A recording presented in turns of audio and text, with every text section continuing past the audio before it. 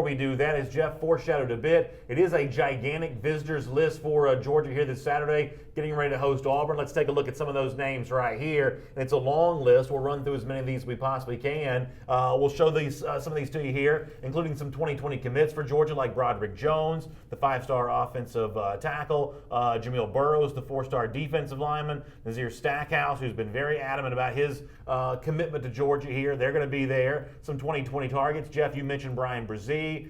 He's expected to be on hand. Robbie Ashford, the 4-star quarterback from Hoover, Alabama. Andy Boykin, the recent Auburn decommit from LaGrange, expected to be on hand. Legend Cavazos, an Ohio State commit who's spoken about Georgia a bit as of late. Cavazos, the IMG teammate of Nolan Smith and others, he's expected to be there, and Jacoby Callum as well, the 4-star defensive end. We'll keep the list rolling here and talk about a few more of these guys. Those are the 2020 names. There are other 2019 names to get to as well. We'll show you a few of those, including the commits who are expected to be on hand. Nolan Smith, the 5-star defensive end. Trayvon Walker, who was at Florida last week. That didn't go well. The Georgia game this week expected to go better for Walker. Ryan Trouble Davis, the 4-star linebacker.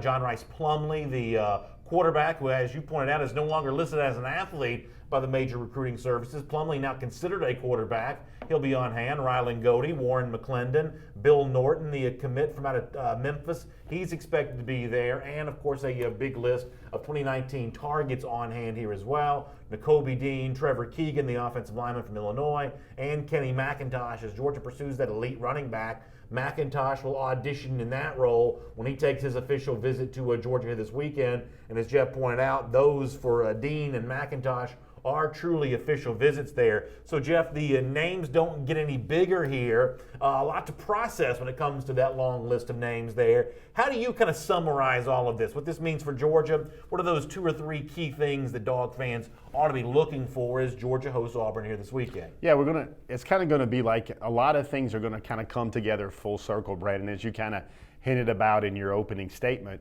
You've got basically some commitments that are coming into town, some official visits that are coming into town.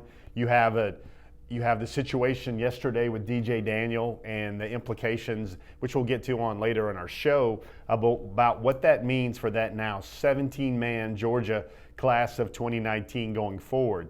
Do some of these names, like a Nakobe Dean, a Kenny McIntosh, do they become part of the script as well? That's very interesting to look at. Nakobe Dean, especially the 5-star inside linebacker, we'll actually have some audio from Nakobe Dean as well during maybe the latter half or the mid stages of our show. So there's just a lot going on, man, and there's a lot of implications about how good this visit could be, which we'll get into a lot. But big picture wise, this is the biggest recruiting game weekend so far of the 2019 season. And I'm just going to tell you, the Tech game, the UMass game is not going to match that. This will be the biggest game visit weekend of the year for Georgia. Well, the other thing from a big picture standpoint that I'll bring up here is it seems like Georgia hasn't had much of a chance to do that this year. I joked about this on Dog Nation Daily this morning. It feels like it's been 15 years since Georgia's even had a home game. They've been gone for a long time. The home games up to this point, for various reasons, weather issues for Middle Tennessee State. Tennessee's not very good. Austin Peay's inconsequential. Georgia just hasn't had the opportunity to have this big vibe. Auburn's ranked. It's a traditional rivalry. And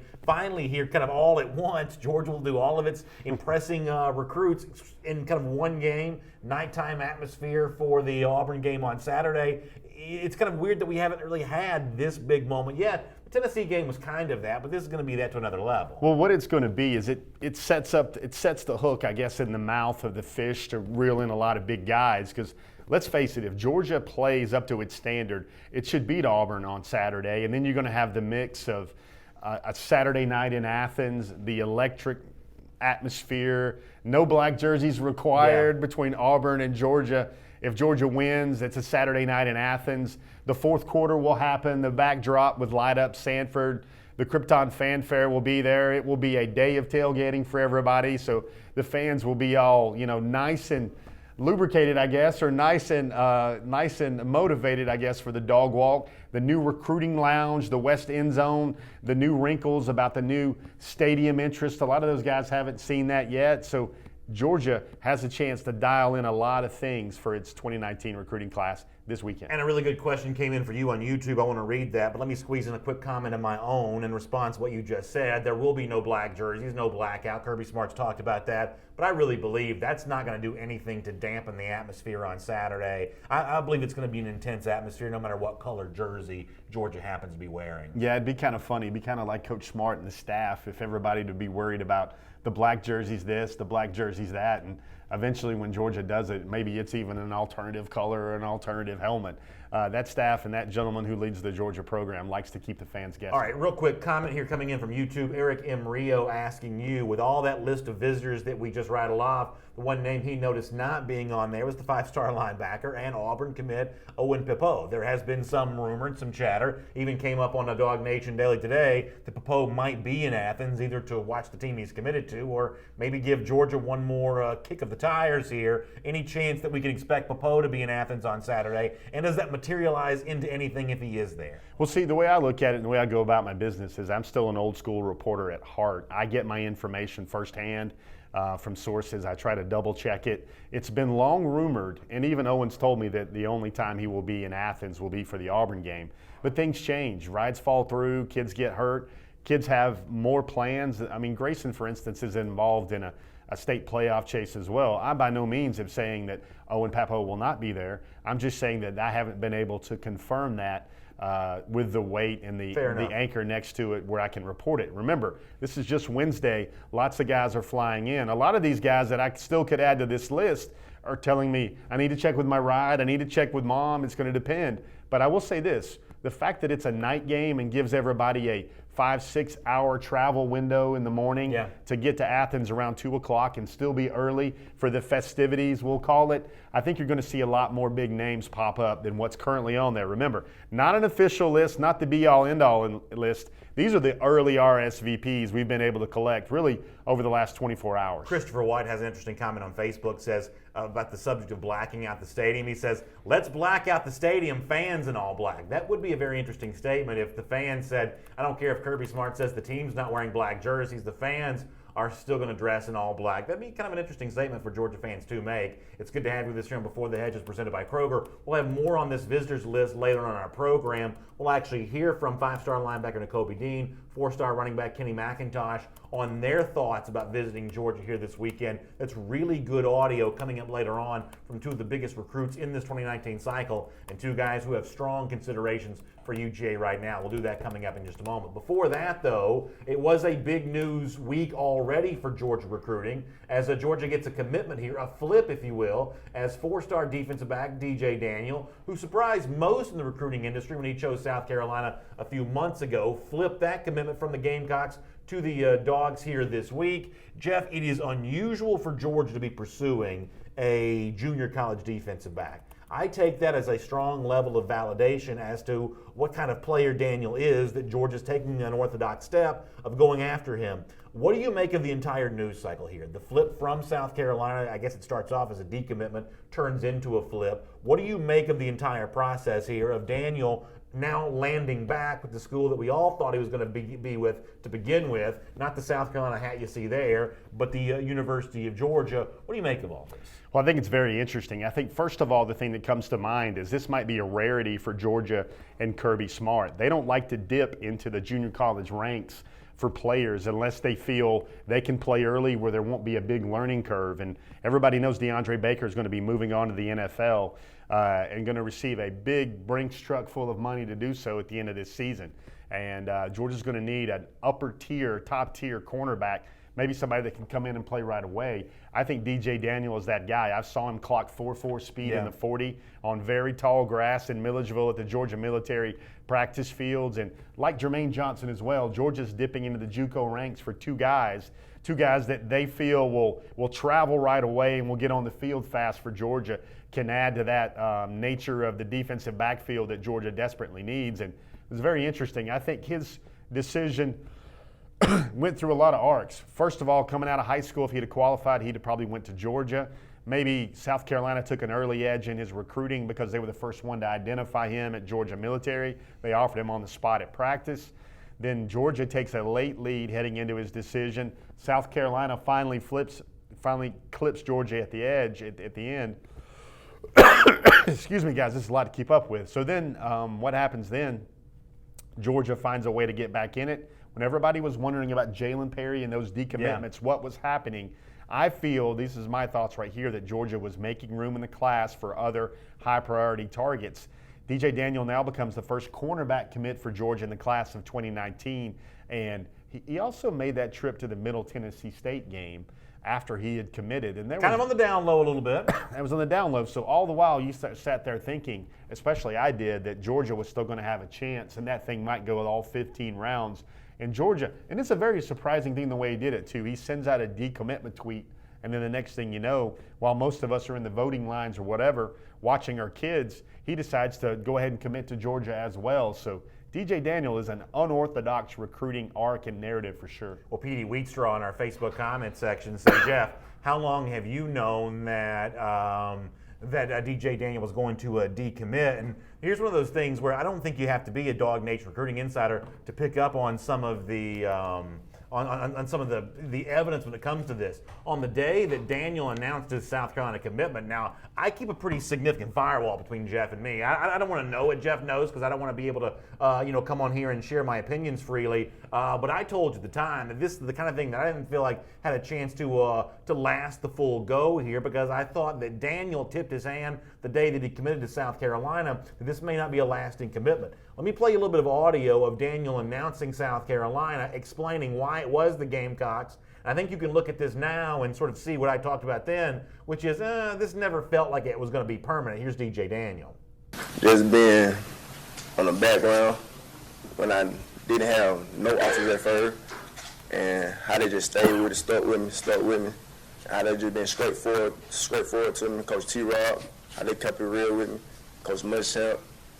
When did you decide that it would be South Carolina? Just a few minutes ago.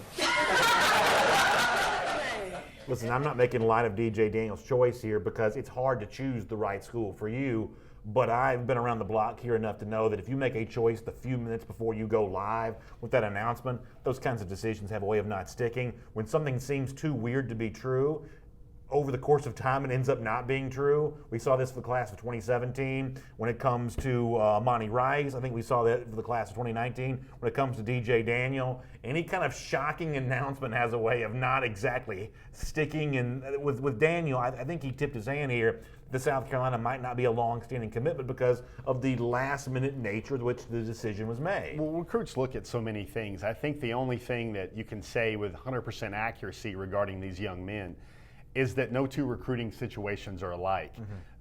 When DJ Daniel makes this decision, it seemed to me like Georgia was going to come still recruit him hard. That's why he gave Georgia that unofficial visit from Middle Tennessee while he was still committed to South Carolina. And what Georgia has shown in the past under Kirby Smart is if they really want a guy, they're going to keep fighting till the end. And flips or decommitments and guys that are committed to a school in August, September doesn't really bother them. Look at the 2018 class for full measure on that thought right there. And DJ Daniel is a guy that Georgia doesn't want to take junior college guys, especially junior college DBs. But when they saw Daniel, saw him up close, saw him on film, they were making the exception for a guy like DJ Daniel.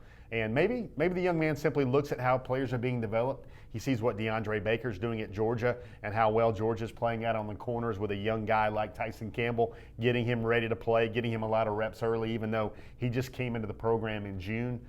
So that's a way maybe he can compare that to what he sees with South Carolina, maybe really just searching for the right combination of defensive backs in their secondary, giving up a lot of points as well. And those are the things that a recruit who is still a little unsettled and not on terra firma with his decision will take into account when they have to make these life-altering decisions. Well, on that, leading up to the decision that Daniel made these few weeks ago when he chose South Carolina, you actually had a chance to spend some time with him, and you talked to him at that time about what it was that he liked about Georgia. It seems reasonable to assume that what he liked about the Dogs in August, he still likes about them now. So if you want a little more information on why Daniel ultimately chooses Georgia, here he is once again in his own words.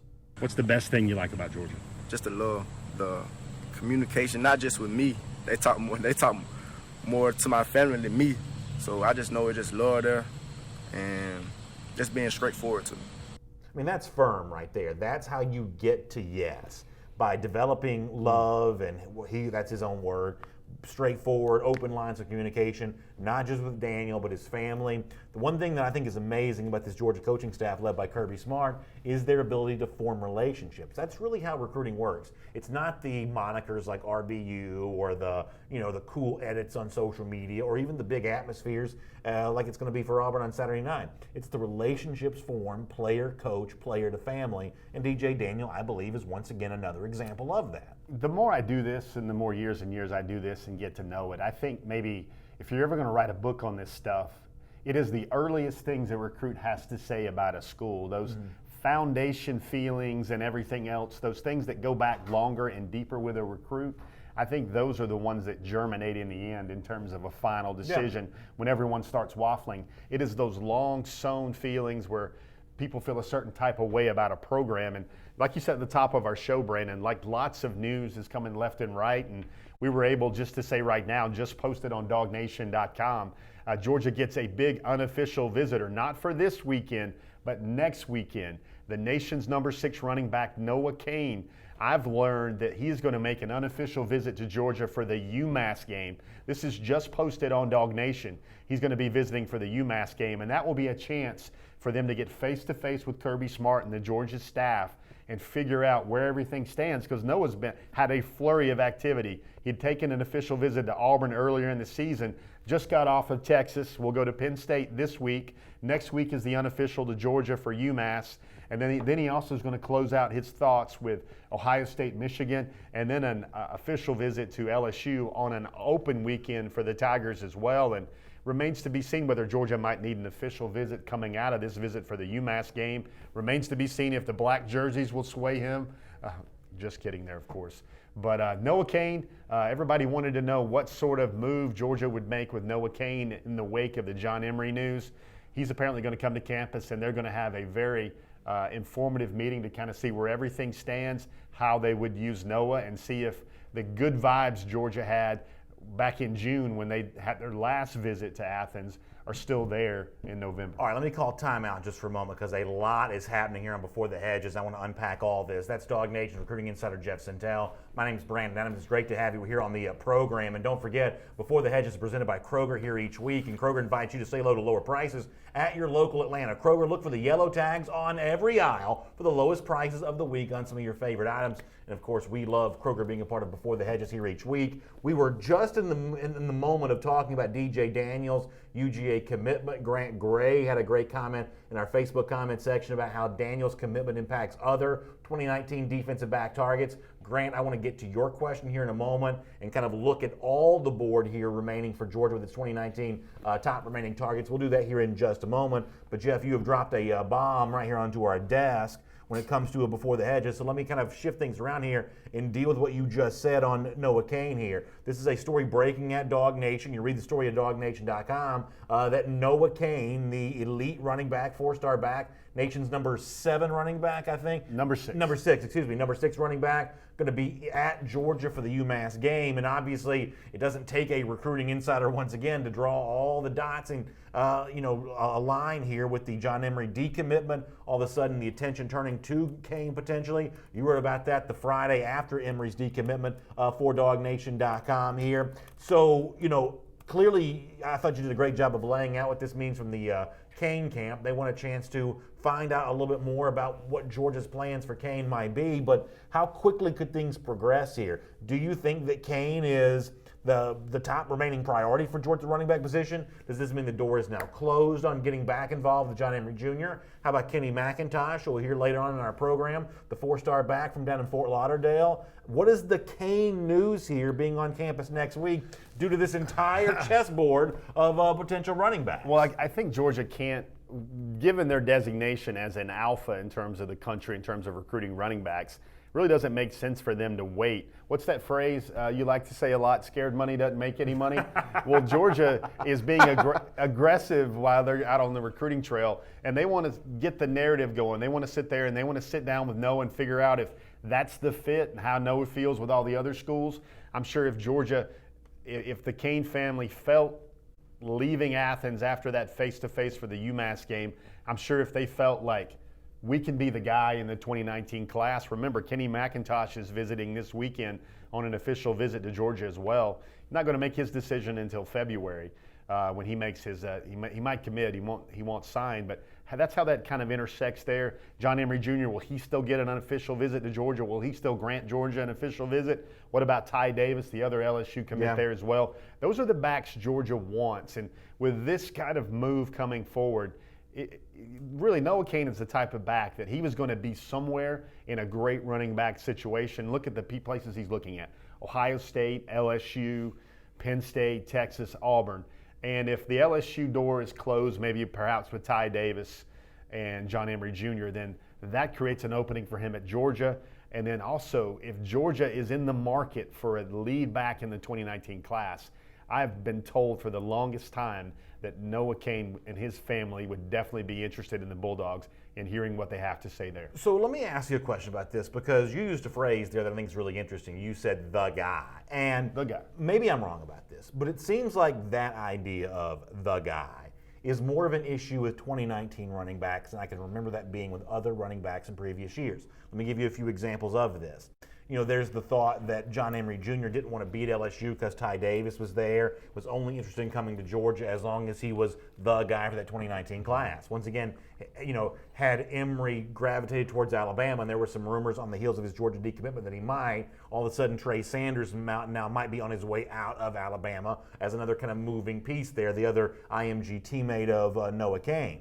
That didn't used to be the way that it was, including last year, by the way, when Georgia signed Zamir White and James Cook, two very high top 10 backs, top 5 essentially, in the same class. Gurley and Marshall from the same class. Chubb and Michelle from the same class. But this notion of the guy treating running backs similar to quarterbacks, where you have to really commit to one guy and not bring in a competitor to him, to me, what I seem to notice is that's more of an issue in 2019 than I remember that being in other years. Am I misremembering here? Or am I misstating what the current status is for these 2019 guys? That's a good surface level discussion topic, but here's what's happening is Georgia has about 5 guys, not a franchise of anything, but they have at least 3 guys that are really strong. That's DeAndre Swift, Zamir White, if he was to come back anywhere close to his full potential. And then you've got James Cook. Where does Elijah Holyfield and Brian Harrion sit in there? I think that's one thing about how it's different that Georgia is so loaded at running back. Yeah. But they do need one running back, especially considering what happens with the Zamir White injury. Or think about what Georgia's running back depth would look like if something happened to either Holyfield or Swift. Remember how limited Georgia looked when Swift wasn't at 100%? There were several weeks of the season where most of us were wondering, does Georgia have that fire-breathing dragon or that alpha show dog back there in the backfield? Well, now they do with the way it looks like that DeAndre Swift is playing when he's at optimum health. But the other thing, and it's sort of like musical chairs, Brandon, you've got Trey Sanders, John Emery Jr., Ty Davis, Noah Cain. Those guys have all been rated All-American type backs, top 5 backs for forever, and they talk. And it's like, okay, if you go there, I'm going to go there. Right. I'm not going to go where you're going to go, so we all want to do our own thing and have our own niche, especially at a program like a Georgia, an Alabama, an LSU, where they already have a strong pecking order of backs. Alabama's got Najee Harris. Remember him, the nation's #1 back in 2017? They've got, talents like Josh Jacobs and Damian Harris that are not being showcased in that program because of Tua Tagovailoa is so great. So, it looks like the tea leaves have Trey Sanders kind of going towards Alabama. You have Ty Davis and John Emery Jr., if we had to say today. We would probably think those guys would end up at LSU. So where does that leave openings? It almost sounds like quarterbacks now, Brandon. It's what I pointed out. Yeah. Except everybody wants to be the guy at quarterback. Well, they want to be one of the 2 or 3 guys at running back. And let me be clear here. When I say the guy, I don't mean the guy once you get on campus with all the other running backs on the roster. Good distinction. I mean the guy for the 2019 class, whereas in 2018, signing a Cook and a White, that doesn't seem, at least based on my reading of this, and most of my reading is reading what you're writing, but it doesn't seem like that's available to Georgia, that getting in on a Noah Cain or getting in on a Ty Davis or a Kenny McIntosh, somebody like that, means saying, you are our priority here. We are putting all of our eggs in your basket, and we're not flirting with anybody else anymore. That seems to almost be the requirement right now. It seems like with a place like Georgia, that's a good drawing card. And that's what you bring to this show, Brandon. You have that intelligent discourse that kind of launches us in a direction to really just kind of put our arms around this issue. But I think when Georgia says, we need a back, and we need a guy to be our back in this 2019 class. That's powerful. Because there may be backs there, but sooner or later that young man knows that I'm going to be the elder statesman in that backfield. I'm going to be the guy with all the most of the carries, most of the reps in the playbook, most of the reps on the practice field, most of the reps in big games, and I'm going to be ready to be the lead back one day at Georgia, which carries a whole lot of weight with a lot of these guys. K9 Blues on YouTube says, Noah Cain always felt like a perfect fallback for John Emery Jr. with all the ties our recruiters have in South Florida, and Dale McGee being the running back whisperer in general. Right. Is that what this is? Is Cain the fallback because the Emery situation doesn't work out here? Is that how all this is playing out? Again, let's go back to scared money doesn't make any money. John Emery was ready to commit. He was one of the nation's elite backs, and Georgia jumped on that commitment. Noah Cain has never maintained that he wanted to make his commitment that early. He always said he was going to take his officials. This is a family that really values the word commitment. They don't want to be seen as a functioning unit that does the flip-flopping and the decommitting and back and forth. They always said that's their playbook. No matter what kind of feels they get from a visit or what sort of good mojo or good vibes they have out of a visit, they're going to stay the course, stick to the plan, not make the commitment until the early signing period in December, and that's what Noah Cain's going to do. Okay, coming up in a moment, I've got likely bad news, or what sounds like it could be bad news for Georgia involving a five-star recruit that the Dogs would desperately love to flip. We'll give that to you coming up here on Before the Hedges, presented by Kroger. Let me now, though, go back to something that I wanted to address before, and that was Grant Gray saying, okay, DJ Daniel commits to Georgia. That's a four-star defensive back. How does it impact a Tyreek Stevenson or a Khair Elam or some of those others? Let's address that right now as we take a look at the top remaining targets for Georgia in its class of 2019. Of course, the Noah Cain news here potentially impacts this top 5 list as well. So let's look at that top 5 remaining targets here for UGA. Jaden Hazelwood is at the top of this list. He'll announce his commitment on the All-Star game for what used to be the U.S. Army game in January, although he'll have already signed his letter of intent before that in December. Then you still get to Tyreek Stevenson on this list, who remains on this list even after the Daniel commitment announcement. The running back to be determined. Maybe Noah Cain's name slides in there very nicely. Nakobe Dean, who's on campus here this week. Clay Webb. There have been a lot of Clemson rumors about Webb as of late. Elam has now been pushed off the list just because there's so many 5 stars on the list.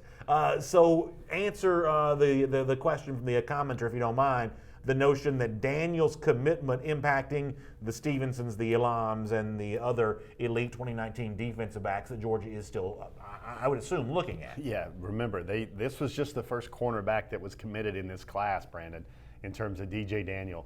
So he's one guy. Lewis Seen is also the guy that's the safety commitment for this class. I think Georgia could take 2 more, depending on how many people at other positions say yes.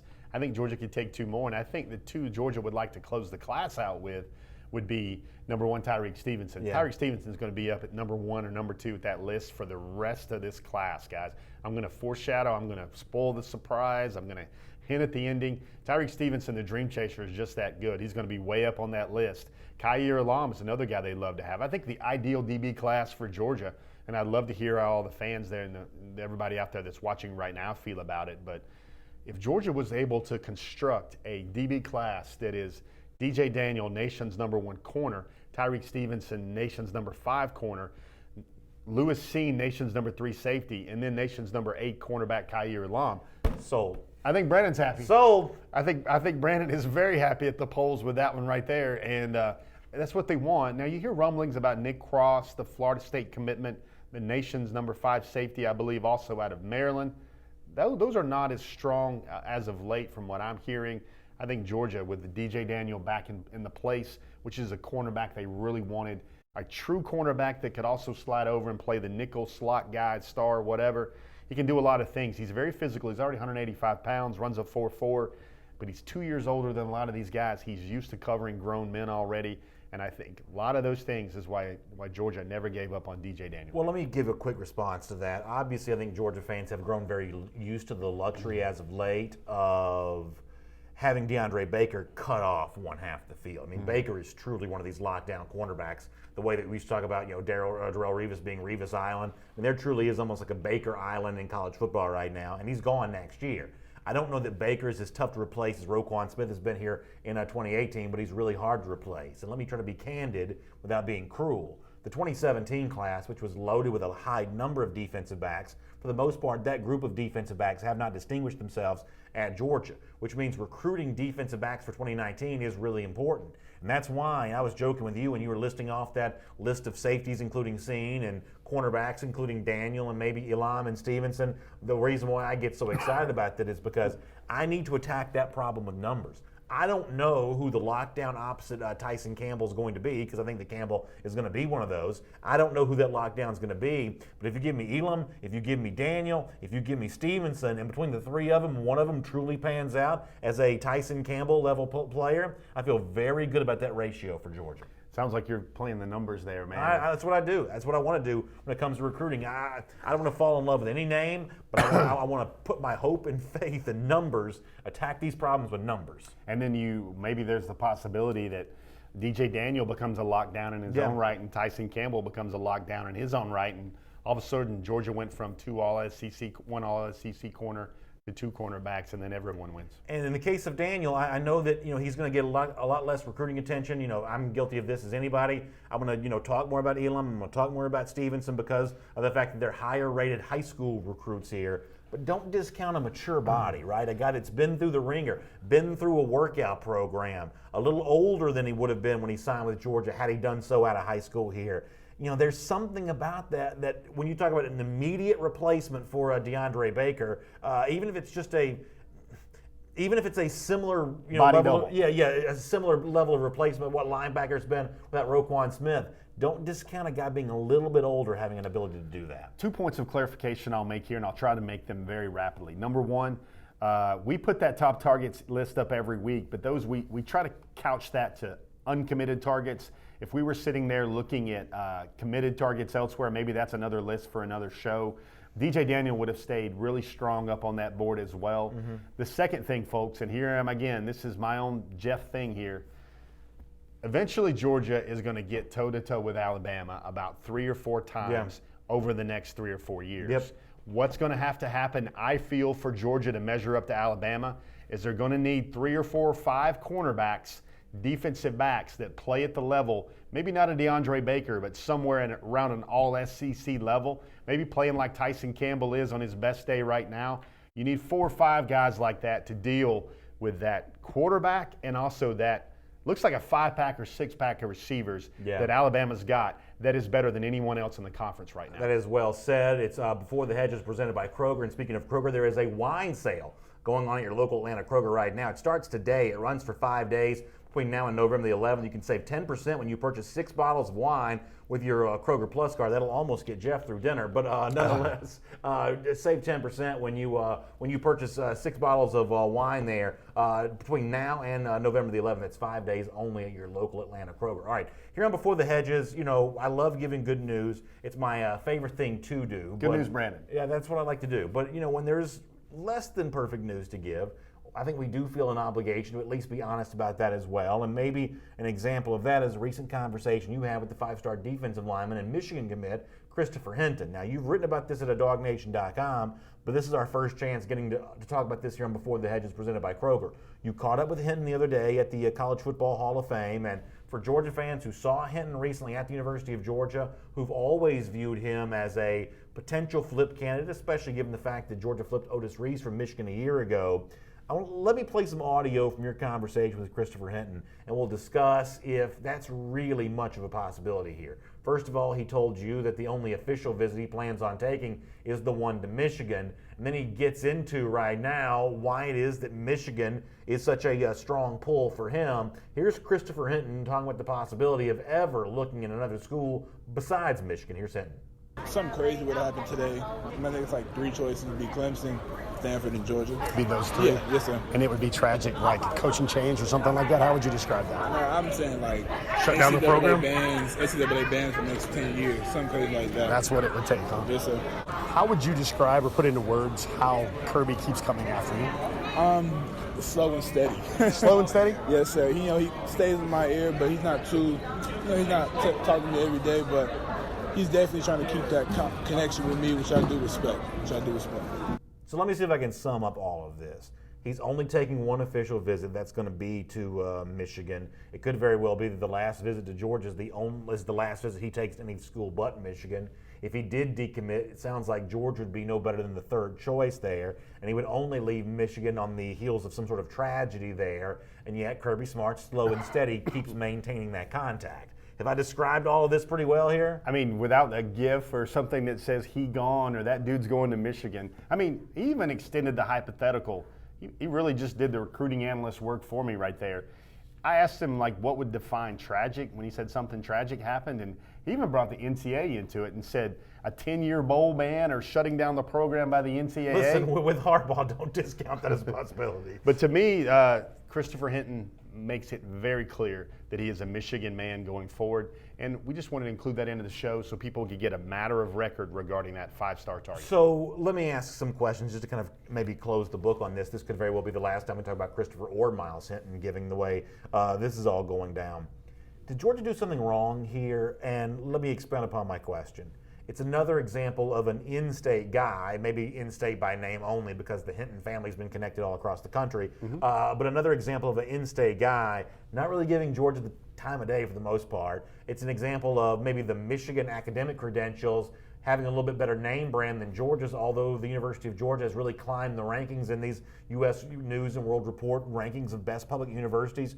Georgia's really climbing that ladder. Maybe they haven't done enough of a job of tooting their own horn about that. Is there an example here of Georgia maybe should have done something different, better, an alternate approach with Christopher Hinton? I mean, how do you describe the fact that Hinton is close to campus and Georgia's just not really in on this discussion at all? Yeah, we got a full show here, so I'll just put this simply in recruiting terms everyone can understand. Christopher Hinton was looking for a 5-star academic school, and say what you will, bring up U.S. News and World Report all you want.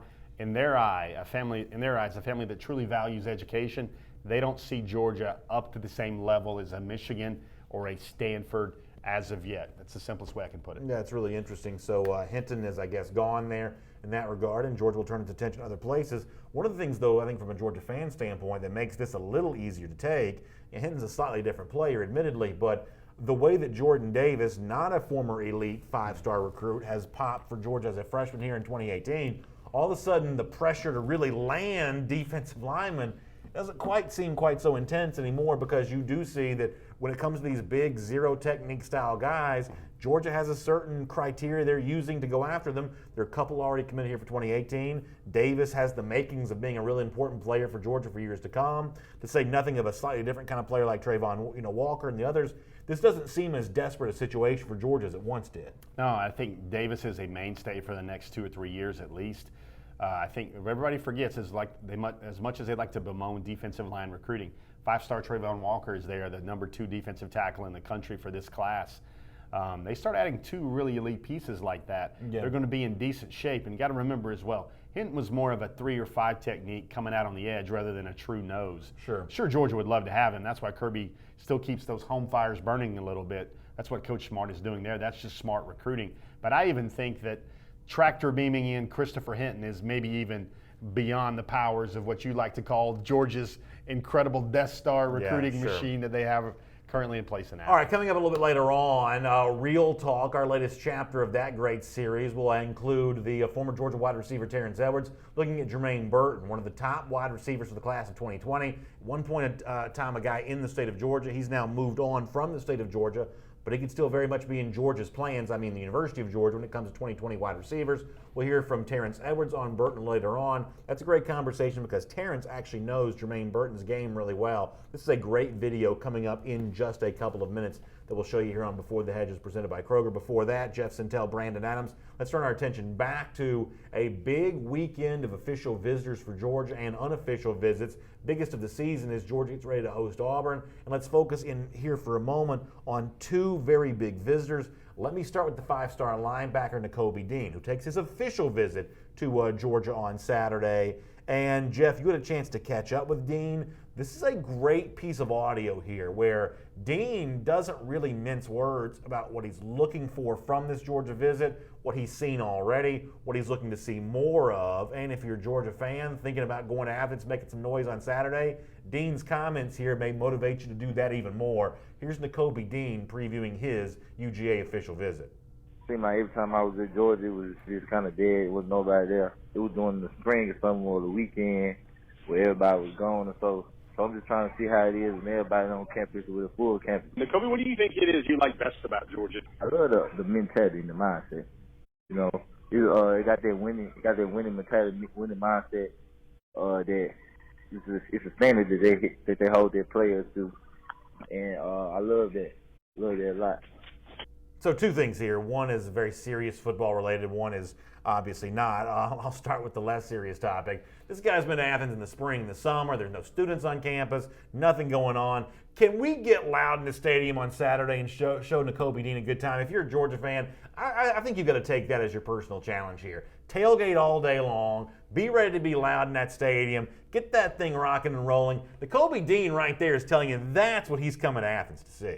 I would say this, the chances of the atmosphere in Athens being electric and the fan base showing enthusiasm and support for the program, I want to sound like Glenn Burns here, that's a 100% chance. So I think he's going to get to see a lot of things he wanted to see from Athens this week. And then the other thing about the Nakobe Dean comment there about the mentality that he likes from Georgia, and I mean this in all seriousness, when Dean says that about appreciating the competitive mentality of Georgia, the way they're going about their business, it makes him even more attractive as a player. I think you want guys that want to embrace the competition. Competition in practice against the offense every day, competition in practice against your other linebackers trying to work your way up that depth chart, and obviously the competition against your rivals once you're playing on fall Saturdays.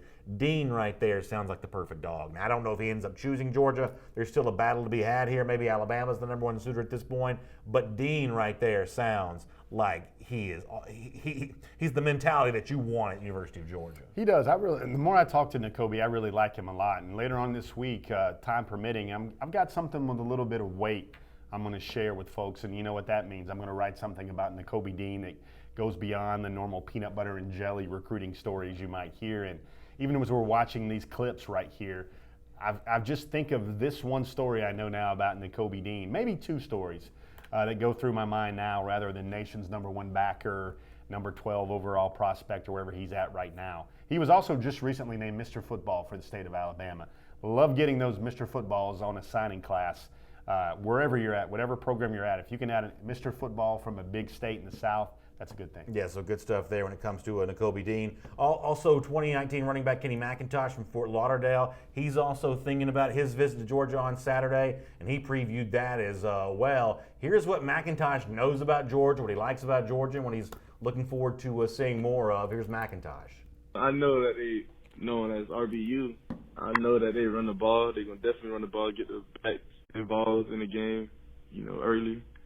I mean, I've been out there before, and they told me how they're going to use me in the offense. That's pretty much what I want to know from every school, how they're going to use me in the offense. And to be honest, Georgia was the main school that really broke it down to me. Like, me and my parents really talked about it, and they really loved how they broke it down. They had film of me already, slides and whatever. They already had it broken down and stuff like that, showing me all NFL players and stuff, all the data and stuff like they had been through. So I don't want to open up a can of worms here. I really don't. And I apologize if I draw you off sides with this.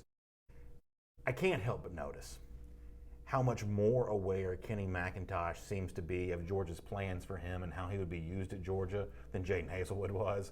And I don't know if that's Georgia's fault for not explaining to Hazelwood better or Hazelwood's fault for not listening better. But Kenny McIntosh says he sits down with Georgia, they show him film of his game and how it fits into how he'd be used at Georgia. And when Hazelwood spoke to you recently, all he seemed to know is that Georgia wants him to be the ex-receiver on campus. It's a stark contrast. I don't know what it means necessarily, but it's really fascinating to hear a running back say, oh, yeah, they told me exactly how I'd be used, and I walked out of there feeling like I had a head full of knowledge about that. And Jaden Hazelwood essentially says the exact opposite thing. I find it to be kind of interesting. Well, I might say something about just the every level, nth level way Del McGee goes about recruiting his position as an ace recruiter, an alpha recruiter. Here's what went through my mind when you made that point. I want to kind of dial it in and clarify. I don't think a staff feels like they need to recruit and program or even educate a long-standing commitment like they would a target who's in town on an official visit. But it was really one cool thing about McIntosh was that's the first time I ever heard a recruit use the term Google Drive. He said Georgia had my film broken out on Google Drive, and they were showing me how they would use me.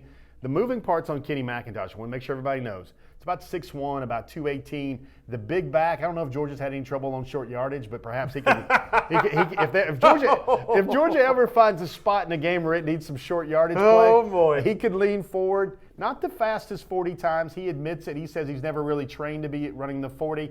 His nickname, guys, is the Blueprint. He's had that since he was in what a great 7 or 8 years old. The Blueprint. It wasn't even a nod to the great Jay-Z album either. It was simply. I don't have any idea what you're talking about, but that's a great nickname. But it's called the Blueprint. Another thing, if everybody likes pedigree and DNA, he's got one older brother that went to Notre Dame and signed a scholarship with Notre Dame. Another older brother went to the University of Miami. He was recently a 5th-round draft pick on the defensive line by the New York Football Giants in the NFL. So he's got an NFL DNA brother in his livelihood. Other thing to think about with Kenny McIntosh, you'll read about it sooner rather than later on Dog Nation, is he wants to get away from the state of Miami. Yeah. It sounds like Oklahoma, Alabama, Auburn, and Georgia are his core 4 out of his final 8. And he's really looking to see a lot from Georgia this week. Taiwan Taylor on YouTube says Kenny's tape looks good. It could be a steal. Those South Florida running backs. He says South Florida produces elite running backs. You agree with Taiwan on that? I think the 40 time, everybody should give Dell a little bit of Coach McGee a little bit of the benefit of the doubt. He maintained, and the neat little arc of this story everybody will read about on Dog Nation is everybody thinks, even smart guy right here thinks, oh, okay, when John Emery backed up, Georgia hit the gas pedal on a guy like Kenny McIntosh. Not so fast, my friend.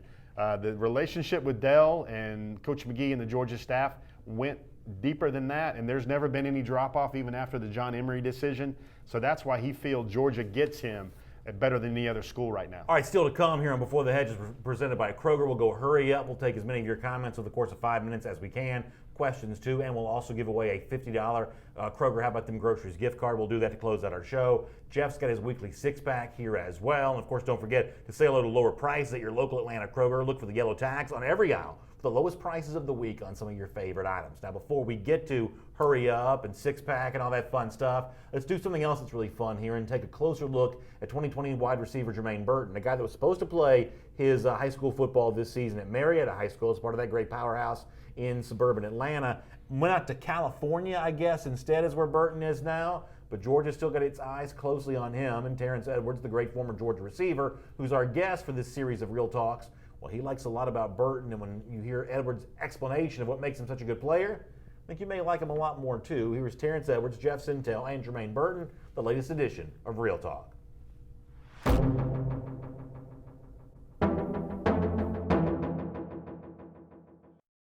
All right, guys, now let's get into the younger set a little bit. We're looking at 2020s, and I think this guy is very special. Jermaine Burton, he was at Hateville Charter. He was at IMG Academy. Now he's out in California.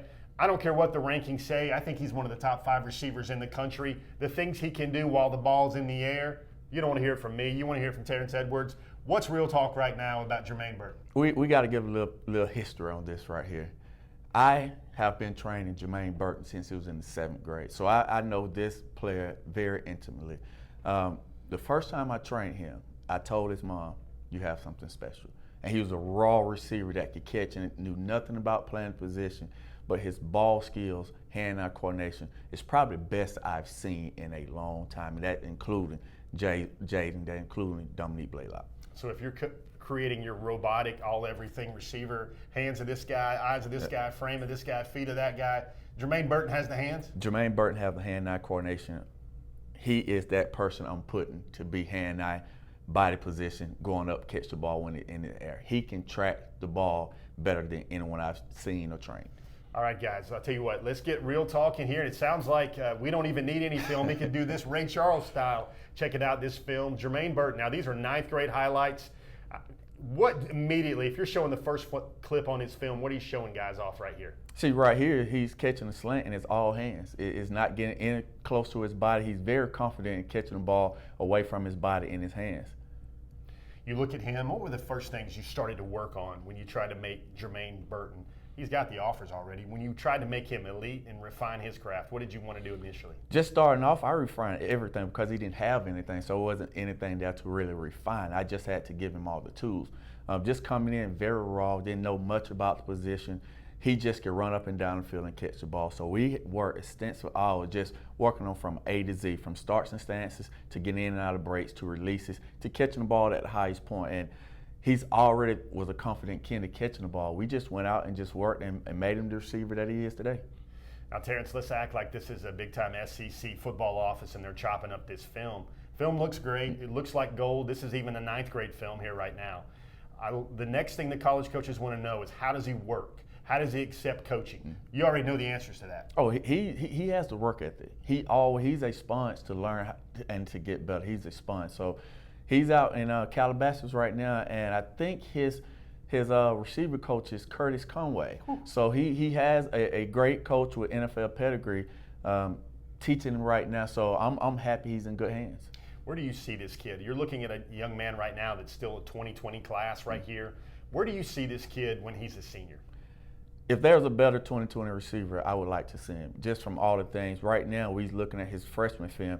He's 6'1", almost 6'2", almost 200 pounds right now. And at the Under Armour camp or Nike camp, he had the fastest 40 time out of the whole group. So he was in the fastest man contest. So he brings everything to the table. He could blow the top off, or he could run a slant route, catch it 6 yards, and take it 60. So in a lot of the recruiting sites and even the evaluators, they want to make that kid that's 6'4", that looks like Julio, that runs like a gazelle. They want to make him the #1 receiver. Yep. Why, in your opinion, does a kid that's a little undersized behind that body type, why can he still maybe rise to the level of the greatest receiver in the nation for his senior year? To me, we're looking for that 6'4", 6'5" guy, and that is great. But a lot of times, 6'4", 6'5" guys are all vertical threats. And in the passing game, you need guys to be able to run the whole route tree. And I know, and we worked on extensively. Jermaine Burton can go out and run from a hitch to a go, anything in between, or over route and break tackles and get downfield. So, having those big, tall guys is fine, but I still need the guys who can run every route in the route tree. There you have it. That's just not real talk. That's real talk. With Terrence Edwards, he operates the Terrence Edwards Wide Receiver Academy. Young bucks out there. If you want to learn how to do that, Jermaine Burton was even trained by this man right there. He did it in pro football. He did it in the SEC with Georgia. It's a pleasure having him with us today on Real Talk. Now back to Before the Hedges.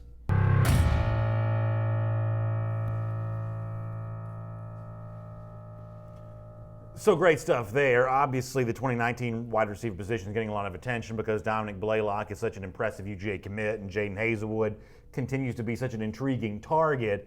But when you look ahead to 2020, Jermaine Burton's a name we're going to be hearing a lot more about as that recruiting cycle looms. Yeah, I think one of the things you should know right now about Georgia with recruiting, and you could even say a name like Hazelwood, not to tee this guy up any more than we already do, but if Georgia does not get Jaden Hazelwood, there's the yin and yang of cause and effect with recruiting.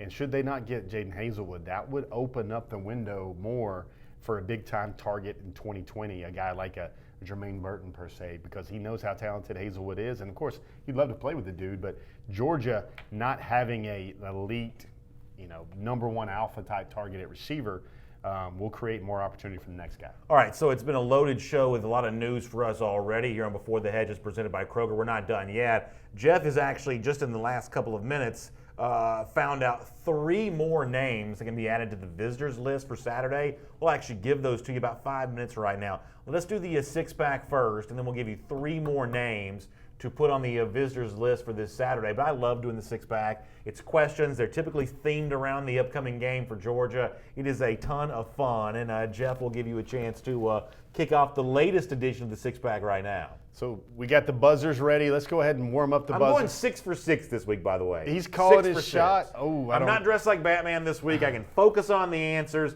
I'm going to give it in here. I'll be reading a bunch of comments on the Facebook and the YouTube there as well. So as an audience and as a teammate with me here, let's all see if we can go 6 for 6 this week. You might look like Dan Mullen at a press conference, sir, at the end of this one, because we did raise the dial on the degree of difficulty on these a little bit. Well, yeah, and I know even better. Let's hit and let's get a 6-pack, not Chardonnay that's on sale at Kroger. That's right. But a 6-pack of our weekly Dog Nation trivia. #1 on the board. Let's go, guys. A lot of these this week. We're going to learn a whole lot. Which of the following does not apply to the Deep South's oldest rivalry between Georgia and Auburn? A.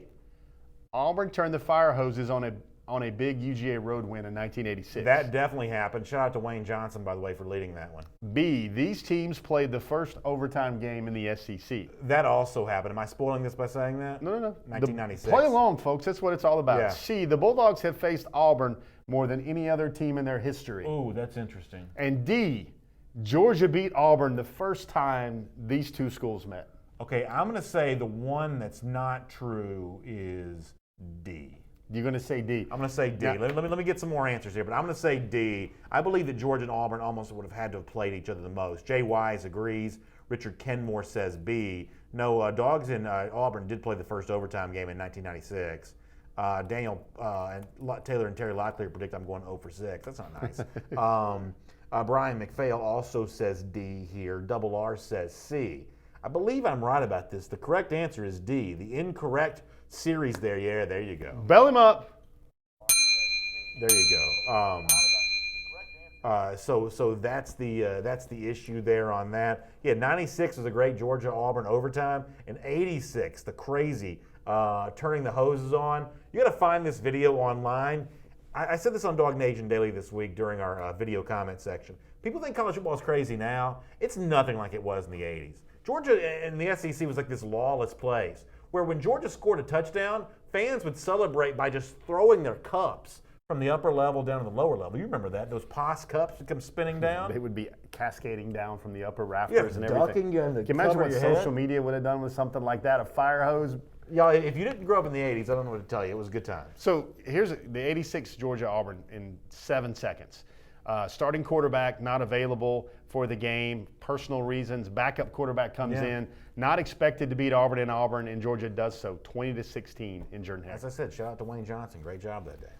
Backup quarterbacks, they were still a big thing for Georgia way back in the Dooley era. Yeah, exactly. Number 2, Brandon is currently 1 for 1 on our 6-pack. Number 2, another one of these, Brandon. Right. Which one of these statements is not true regarding this week's game? A, Georgia has won 10 out of the last 13 games they've faced Auburn. B, Auburn has signed 30 players from the state of Georgia since 2015. C, the Tigers have a better 2019 class than FSU right now. Or D, the best coach in Auburn history went to UGA. The best coach in UGA history, for now, went to Auburn. All right, let me see if I can get some correct answers here on this one. So what I think the answer is here is the one that's not true is the one about Auburn and Florida State's class. It sounds like Clay Dotson agrees. He also gives C. Corey Jones gives C here as well. Your YouTube guys, Eric Miro, C. Lloyd Dog, C. Richard Stovall, C. Look at Jeff reading comments. I'm taking over care here. of YouTube. That's You can unbelievable. take care of Facebook. You can take That's care of YouTube. unbelievable. So everybody seems to be, at least on my side over here, seems to be saying C. Jay Wise says D. I believe the answer is C because Dooley did go to Auburn. Pat Dye did go to a Georgia. I forgot the other ones. Can I see the other answers one more time here? 10 out of 13. That's how That seems Georgia and about Auburn. that seems about right. Auburn is 30 signed. players since 2015. That seems about right. The number may be slightly off, but that seems generally right. It's the Auburn Florida State one that's wrong. All right. What does the judges say? Brandon is 2 for 2. And guys, we did not slip him these questions before, unless he knows how to crack someone's email and go through it. No, I don't even read my own email. He doesn't even know how to hook up his iPad to his TV, so I don't think Right. he knows how to do that. Yeah, absolutely. But I'm 2 for 2 so far. But so remember, here we nice go. little nuggets you learned from all those other ones. 10 out of 13. Yeah. 30 players from the state of Georgia have been signed to Auburn's roster since 2015. FSU currently has a better recruiting class than Auburn does right now. Yeah. Middling FSU. On to number 3. True or false? Auburn has seen 3 of its top 5 signees from the 2016 class depart the program. Yeah, I think this is probably true. Kyle Davis is not there anymore. Remember that name? Goodness gracious. Yeah, I mean, we talked about him in the early stage of Dog Nation Daily. We actually talked about Kyle Davis a lot for a long time, the wide receiver. You've had, defensive lineman leave. Why am I blanking on his name? But the answer is true. They've had a million defections. I'm sort of blanking on some of the names right now. 15 seconds. Let's see what Facebook has to say. Taiwan Taylor says true. Jason F. says true. Richard Stovall says true. Wouldn't it be funny if Georgia ever had to deal with 3 of their 5 stars leaving from a class or something like that? It would be Nova for Brandon, Sure, whatever. exactly, it would Buzzer or bell from my man, BA. There you go. I can't. Yeah, Nate Craig Myers is gone. Kyle Davis and Antoine Jackson, who Georgia also flirted with pretty hard there, leading into 2016 signing day. He's gone there as well. Georgia finished third behind Ohio State and Auburn for there. Now Antoine Jackson is at Ohio State. Is he at Ohio State now? Good for him. Yeah, he's great stuff on their defensive line. Another Cedar Grove kid before Notori, before Schaefer, before Jaden Hazelwood and everything else like that. The important thing to remember, though, here is that people leave Auburn like it's a bus station. That's the important takeaway. Is that why he's driving the bus? Yeah, the Gus bus. That's exactly right. So Brandon is, this is his best ever 3 for 3. I'm telling you, I've got the Batman costume off this week. I'm fully focused on the answers. We're rolling right along. It's like Brandon's throwing swag as well as he's doing this. He's doing this with a little cocky right now. Tywan Taylor reminds us that Antoine Jackson was the #1 junior college player last year. Went to Ohio State. On to number 4. Although junior college in Auburn's kind of redundant. This one might test the limits of your powers. The guys on the other side of the glass got that one. I don't know if anybody else is listening or not. Okay. Rim shot, maybe. Try the veal. Brandon's in around all week. No, just 5 days a week, not all week. Sure. What was so special about the 1994 meeting between these two teams? Well, Auburn hadn't lost in forever. They'd been undefeated in 93, and they'd won every game up until 94, and the two teams tied that day. Am I right about this? Ooh, so you're kind of covering a lot of bases with there. So Georgia beat what had to have been close to a 18 or 19 game. You know, they didn't beat Auburn, but they ended the 18 or 19 game win streak for Auburn there that day, right? 1993 Auburn, best team on the radio. I know it's going to come as a huge shock. Auburn was on probation that year and not able to play games on television. They did go undefeated. No postseason for them. No postseason, and it stretched into 94, and then Georgia got the tie. And if memory serves, Will Muschamp came up huge for Georgia in that game. Ray Goff-led team. Terrell Davis actually flashed really big, like 20 carries for 120 yards. He was often injured in his last year at Georgia. Yeah. Now, Georgia only won like 4 games that whole year, too. Was not a good year, but they managed to tie Auburn. Look at this. The two teams dueled to a 23-23 tie. It was the last UGA tie. Okay. And only the 54th time the Bulldogs have ever tied a team. And get this, Auburn and UGA have tied each other 8 times throughout the annals of history. So you didn't go down the road of the long Auburn unbeaten streak, but they had won every game dating back to 1993. I didn't think people would believe it. So Yeah, that's what I did with that. I just kept it about ties because this is an remember the Auburn's history about ties and Syracuse and everybody. Oh, that's right. So like Sugar Bowl, like I'm telling you, like I know more about the '80s college football than I do what I had for lunch today. When Pat Dye made the decision to go for the tie against Syracuse back in what had been like the '87 Sugar Bowl. They sent him cases of ties from New York. And to Dye's credit, he sold them. He did, which is pretty smart. They're not in the cabin right now. Is that not what they give recruits? I'm not touching that. And Brandon is triumphant so far. There you go. He needs to like number 5. Are we at 5 or are we at 6? I think we're at 5. Number 5. This one is a doozy. Oh wait, hold on. Daniel Taylor and Terry Locklear says Georgia was 6-4-1 in '94. That's not right, is it? They were winless. They're not winless, but they had a losing record in '93 and '94, right? I may have to look that up. I can check. Maybe I'm wrong. Really '95, I guess they snuck into the Peach Bowl, but I thought '93 and '94 Georgia had losing records. Anyway, easy to check. We'll get somebody to check that for us. You concentrate on this. So number 5, which one of these feats does not apply to UGA football history? Now, this one is a tantalizing trivia. A, Georgia used to wear gray helmets. Okay, and if you watch the black and white film, everybody wears gray helmets. But B, UGA has seen its football team finish the season with 2 or more ties 10 times. Wow. The Bulldogs have had 4 seasons with actually 3 ties. It says times there, it's 3 ties. Can you imagine tying an opponent 3 times in the course of 4 different seasons? Or D, this will get to people. UGA copied the Green Bay logo for its helmets, only to see the Packers then copy the tweaked Power G. All right, so this one's hard. I'm going to have to work my way through this. I'm assuming everybody wore gray helmets at one point in time, so I'm going to say that's probably true. Georgia finished with 2 or more ties 10 times.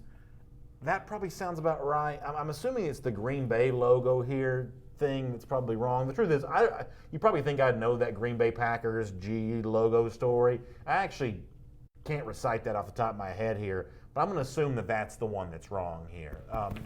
Buzzer or bell? There you go. Phone ring. That's a phone ringer, not a bell. Oh, I'm wrong. You're Okay. wrong. The answer is C. That has actually only happened 3 times, where Georgia has had 3 ties in a season 3 times. Can you imagine having to sit through a tie? I mean, think about all the money we spend on tickets now, all the time you spend driving 2 games, just all the effort that it takes to go to a game. If the thing ended in a dadgum tie, I mean, can you imagine if Saturday's game? Connor Riley, who says he wants more ties. Can you imagine what what a, the bowl? what a terrible thing that Can you would imagine what the national playoff rankings would look like? What would they do with Georgia if they tied Alabama or they tied Auburn? Now, I love watching the Cleveland Browns get a tie every week, or at least almost get a tie every week in the NFL, because I don't give a rip one way or another what happens to them. But if it's Georgia and the game ended in a tie, I mean, what do you do with that? I mean, what do you celebrate? Do you go have a steak? Do you go have what? Do you go have tofu and hummus? I honestly don't know. I honestly don't know. So, Brandon, you just took one of your L's. I did. I took an L. Can we say you tied that question? Is it able to say that you tied that question? There you go. But see, the thing that boggles my mind is that Georgia has had 3 seasons where they ended up with 3 ties. And some of those years, Brandon, they only played like 6 games. That's terrible. Can you imagine? That is hideous. Can you imagine a 2-2-3 season?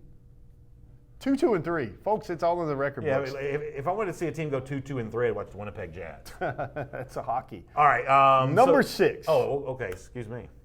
Do we have number 6? Yes, we do. This comes back to your beating heart, Brandon. All right, here we go. What does the ratio of 4- and 5-star signees look like between Georgia and Auburn over the last 4 years? We've given you a variant of this question the last few weeks. Yeah. It's interesting to note how these numbers are a little different, though, than it was the last 2 weeks, though. Please, go ahead. Let's go back to the clock. Yeah, I didn't finish the question. A, Georgia 67-42. B, Georgia 67-57.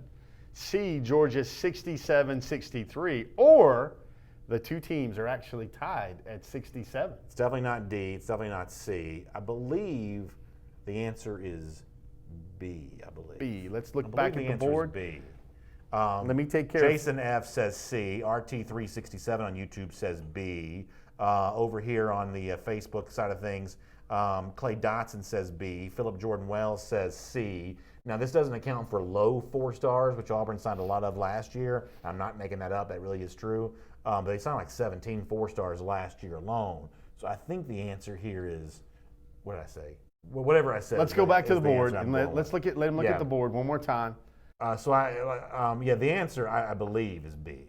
B, 67-57. That's what I believe it is. Do you think you're going to finish with 5 out of 6 today, sir? I think I am. Pound the table for him, guys.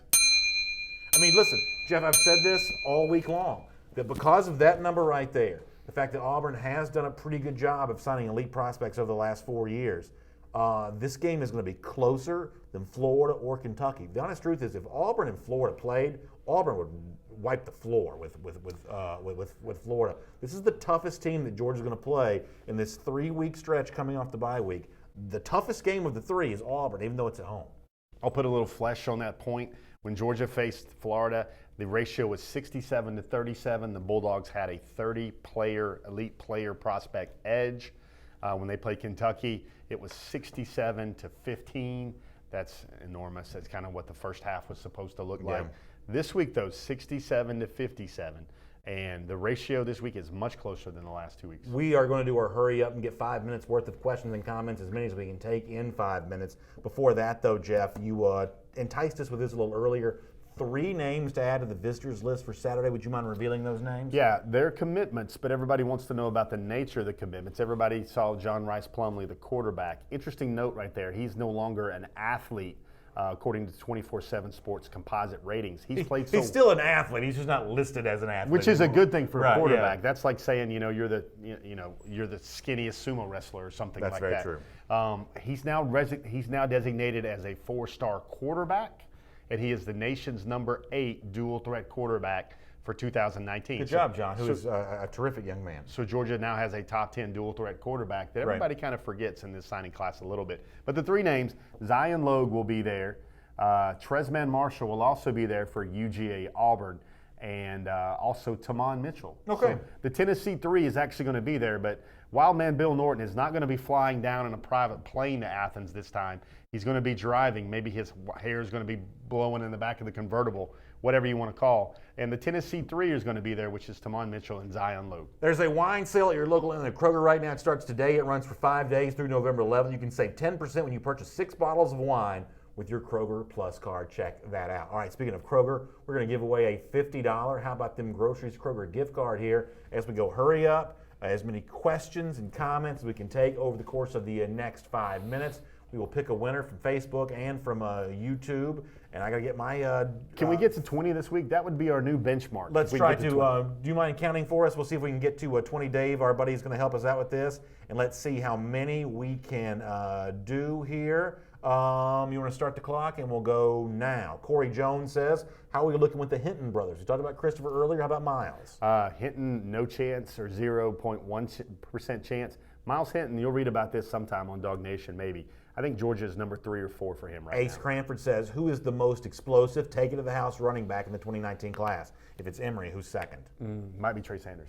Is Sanders second behind Emory? Is that really the ranking for you? I think 1A, 1B. I like Emory a lot just because he does a whole lot of things, a little bit more wiggle, explosive, but you can't go wrong with Trey Sanders either. Somebody asked, Tennessee beat Auburn on my trip, and that's Chris Little. In other words, he's saying that Auburn's not going to be quite as tough on Saturday, but it sounds like you agree with me. This is a tough game for Georgia. Yeah, Georgia-Auburn is always very tough. All right, let me go over to YouTube here for a moment.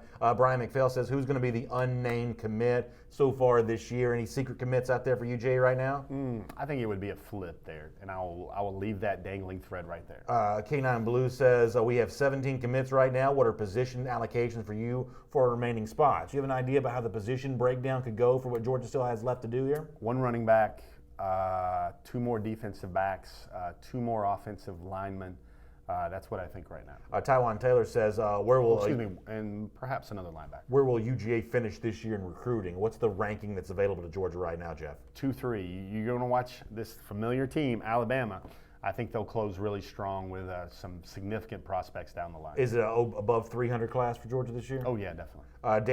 Daniel Taylor, Terry Locklear asking about Zamir White. Will he ball out again next year? I think Zamir White, anything he does athletically on the superlative side will never surprise me. Philip Jordan Wells asking about Trey Sanders. Do you think he is better than Noah Cain? I think they're kind of, if it's funny though, it depends on who you want. I think Noah Cain looks a lot like Nick Chubb at times. The best of his film looks like the best of Nick Chubb's high school film. Good question from Ro Hawkins, who says, what's up with Mel Tucker? You think he's seriously considering leaving right now? Well, I don't think he's seriously considering leaving, but everybody wants to maybe be a head coach and lead their program. You remember, Tucker's got NFL experience as a coordinator. Does he want to lead his own program? I do think there would be a little bit of a sentimentality or a thought process for Tucker to finish out maybe the next 2 years with Georgia and to see what this program can be. Dante Edey on the heels of that says, what about Glenn Schumann? You think he's being groomed as a possible replacement? Lots of guys to think about there for the defensive coordinator at Georgia. I know pretty active on our forum boards with people bringing up a lot of names. Even Jeff Ulrich is one that comes up on our forum board. That was the former UCLA linebackers coach who's now an assistant coach with the Atlanta Falcons as well. It's kind of been in the Dan Quinn school a lot. I think Schumann eventually will be the defensive coordinator at Georgia. Lloyd Dog asks, is Nolan Smith still solid? Nolan Smith, you got to remember, guys, we answered this on Dog Nation Daily earlier this week. Lots of pros and minuses. Nolan just likes to have fun on Twitter, guys. That's the most assured thing I can say right there. Everybody forgets this, but remember, he pulled that April Fool's joke as well, decommitting on April Fool's Day as well. And I know that didn't sit well with a lot of people, but you got to remember, folks, he's a kid, he's a young man. Remember what you might have done with 19,000 followers or so on Twitter. B. Coop Vidloads on YouTube says, will Jeremy Pruitt come after Jim Chaney or Sam Pittman? Do you see Pruitt trying to pry his hands on a Georgia assistant? I don't know. I think Pruitt likes what he's got going on right now, especially on the offensive side of the ball with Will Friend on the offensive line, and also Tyson Helton as his play caller. I think he likes where he's at, especially year one, maybe not so much the need to change things. RT367 on YouTube says, what about Clay Webb? We've heard some Clemson rumors about Webb lately. What can you tell us about that? Yeah, I'm not putting it on a list yet, but I wouldn't be surprised at all to see Clay Webb show up in Athens on Saturday again. Let me go back over to Facebook here, get a few more of our Facebook comments. It's always a little tricky to pull these up. Dante E says, who do you think will have more contributing players in next year's roster? The 2017 class or the 2018 class? That's a good question, Dante. I like that question, Dante. I think it's going to be the 2018 class because I think contributing might be equal, but the tiebreaker for me might be more impact players, the 2018 class or the 17. Yeah, honesty compels me to admit there may be some 2017 Georgia signees contributing for other programs. Might be thinned out. Yeah, I think that is indeed true. I apologize. My computer is locking up here. Charles Kaiser says, is Jaden Hazelwood coming to this weekend's game? Don't think so. I'm at liberty to say right now that I don't think he takes any other visits at all until his official visit for Georgia Tech. Mark Godfrey says, any chance of getting Tua Tagovailoa's brother, or is he a lock to Bama? I would say he's a lock to Bama, especially with what happened. Just the family moved to Tuscaloosa from Hawaii. People got to remember that. There was the interesting visit where he strolled arm in arm with Coach Orgeron at the LSU-Alabama game last week. Yeah, I thought it was really interesting. Jay White says, if Mel goes, who would be his replacement? They would probably look up and down. I think Georgia's more focused on winning games right now. I think Schumann would get consideration. I know a lot of guys would get consideration. You got to remember, I don't know if Mel Tucker in Maryland, maybe some of the current openings are enough to pull Mel Tucker out. Let me get one more question here. K9 Blue says, and we don't have to count this one since it's past the buzzer. He says, please answer. Will Fields now play with the East wrapped up? I'm really asking about a whole series, parts of the game plan, being more of a true full-fledged quarterback. I believe that Justin Fields will attempt an important pass for Georgia before the season's done. I'm not really willing to expound upon it beyond that. What do you think about the future for Fields for the rest of the season? Would you mind answering that? I would say Justin Fields will be part of significant touchdowns for Georgia over the balance of the remainder of the season. We were doing so well on time. At one point in time, it looked like we were on our way to actually doing an hour show. We're at hour 17 now, but you know what? It's been a lot of fun. I would suggest we give the $50 card to Dante Edie for the great 2017-2018 question. You good with that? Great question. I agree with that. I think that's a really great one, and of course we appreciate you all being here for Before the Hedges, presented by Kroger each Wednesday at 3 o'clock on these Dog Nation video channels. We are heading towards a big weekend for Georgia in terms of visitors, and then really, as the 2018 season continues to play out, we are not that far away from the early signing period beginning near the end of December. So it's a busy time around Dog Nation. Thanks for allowing us to lead the conversation with you about it, and I certainly look forward to more coming up. One thought. How many did we get? What was our number? 17, so we were a couple short. I think we matched our total from last week, right? Dante Edie, be looking out for a Facebook message coming your way, because that's how we'll make sure we get that $50 gift card to you. All right, so really appreciate you all being here for that. We'll see you next Wednesday. I'll see you tomorrow morning at 10 a.m. for Dog Nation Daily Live. Jeff's already published some great stuff today to adognation.com. Make sure you check out the piece involving Noah Kane and everything else he's got coming down the pipeline for you on that. And have a great evening, everybody.